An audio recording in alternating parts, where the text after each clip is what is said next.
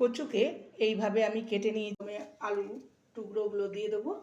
আলুকে একটু ডুমো ডুমো করে কেটে নিয়েছি। আলুটাকে 2 মিনিট ভেজে নেওয়ার পর এবার কচুগুলো দিয়ে দেবো। হয়ে গেছে, ফোড়নে দেবো 1/2 টিস্পুন গোটা জিরে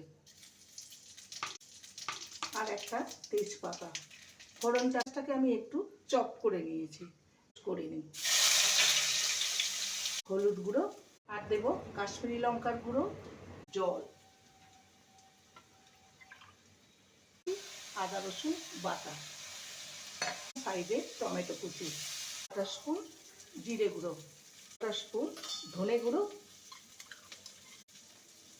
লঙ্কার গুঁড়ো, এর মতো চিংড়ি